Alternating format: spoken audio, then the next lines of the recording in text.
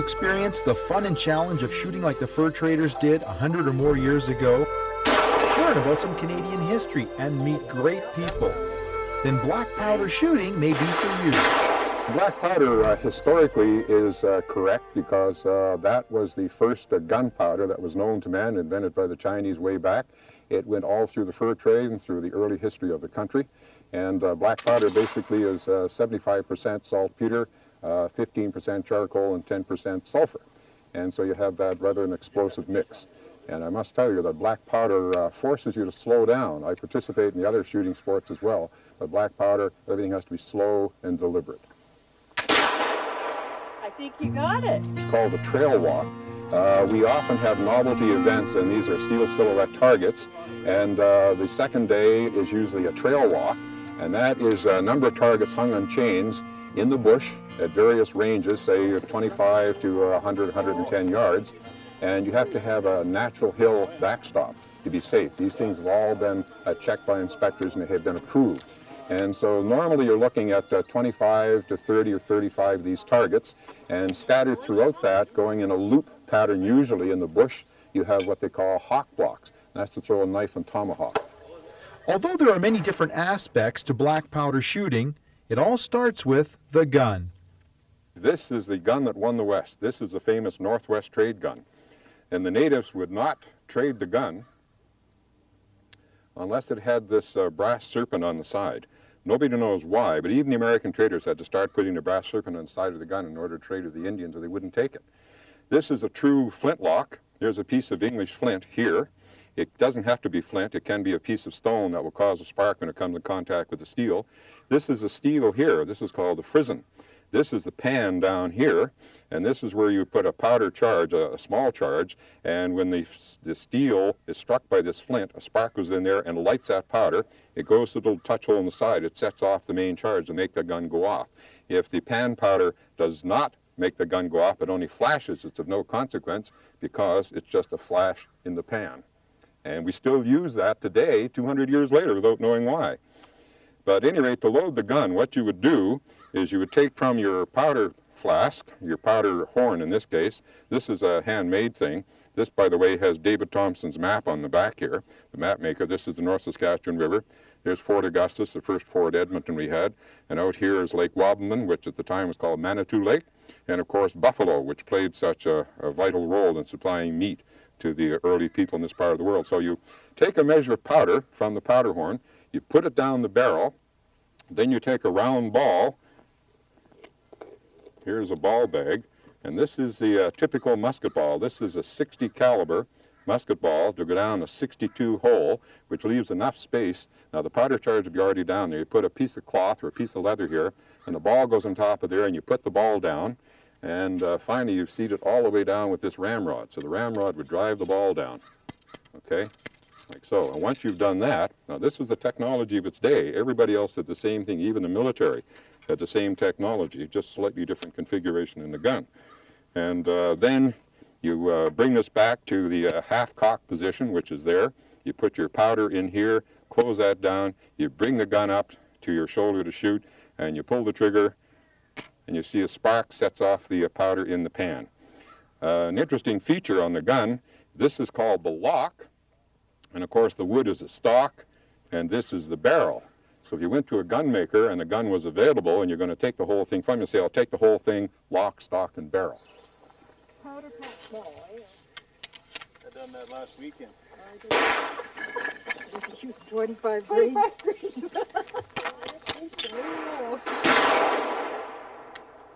This is probably the hardest gun of all the guns we have to shoot well, because it has no rifling, it has a lock, and it has no rear sight. Now you put those things together, most people can't even make them go off, never mind hit a target consistently. And that's the challenge for me. I got involved because my husband was shooting for about 4 years, and I was bored sitting watching him. So I decided I was going to take a gun up and shoot this one day, and I won a trophy. So I said, buy me a gun because I'm shooting. So from then on, I was shooting. 6 on the I right. shot the caplock for a long time. 6 and right, then guys. I saw the flintlock shooters, and it really, really enthused me. So Ken bought me a flintlock, and it's very hard to shoot. A lot of people give up on them, right? They try them and they go back to the cap lock. But I just kept plugging away. I didn't win anything, and I just kept trying, and now I can really shoot a flintlock. Not only is shooting involved on the black powder shoot trail, but you can test your skill at knife and tomahawk throwing as well. For the walk in the woods called the trail walk, knife and hawk has become an integral component for that element. You don't have to do it, but of course you're going to be down those points. And most people aren't really good at it. And it's borrowed from the American movie mythology, throwing your knife and tomahawk. If you had a knife and tomahawk that was hard to come by, there's no way you're going to throw it. Somebody else might get it and use it on you.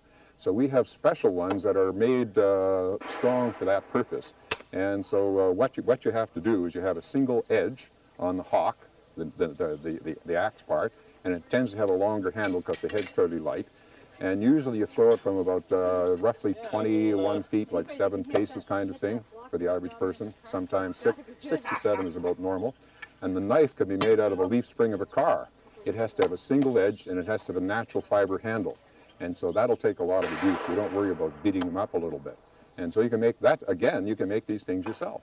What the native people did, especially the Métis, what they did, they took a military coat. This is basically a military jacket, and they dressed it up. They put beadwork on it and stuff like that. And the sash is what they used to carry when they carried bags, or bundles. They put the sash around their head, and they put this thing on, and they carried 200 pounds at a whack. And when they weren't using it, they tied it around their waist. They probably used leather pants because they couldn't get anything else. But they used calico or some kind of a cotton shirt, because can you imagine in the heat paddling down the river, you didn't want leather because it would have been binding. So, it all is a part of it, eh? And they wear moccasins. They wore hundreds of pairs of moccasins just going from here to Vancouver or whatever, So it's a part of it. We try to not only dress the same, we try to do everything as much as we can, as the old boys did. And that way, we feel that we're being akin to them, honoring their spirit. To get involved with the Black Powder organization, you simply buy a gun or make a gun, and you're in. If you want to go no further, you want to wear your normal street clothes for the shoot, you're quite welcome, and a lot of people do that. If you want to wear part of a costume, you can get a shirt and a hat or whatever, you can do that. You can do historic research. As this, what you're looking at here, this is the Canadian fur trade. This is late 1700s and up to about the mid 1800s.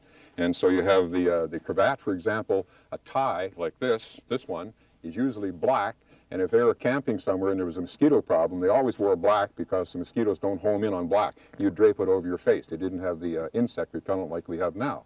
And you find a shirt has a very loose sleeve, and the idea of the loose sleeve is if you're doing a lot of physical things, you didn't want anything binding you.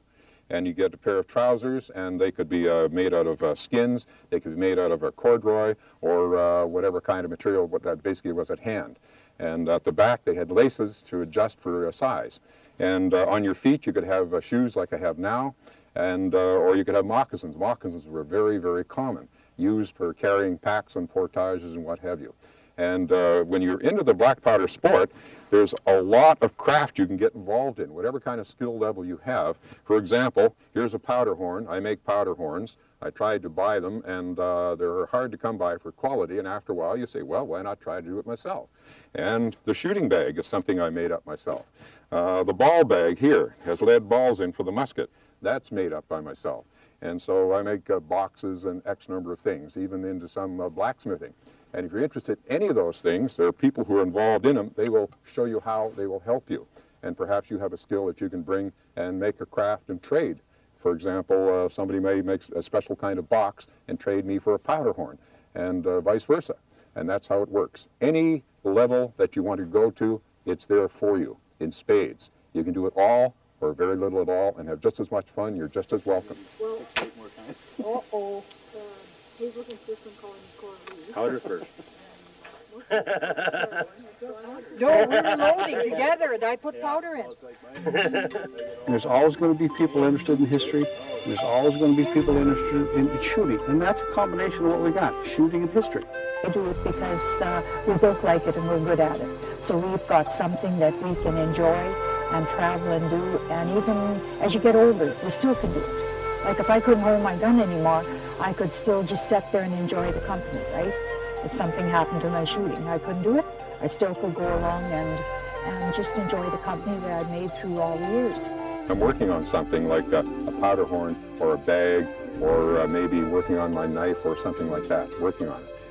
And I don't know if it's mystical, whether it's romantic notions I have, but every so often I feel like there are people watching me.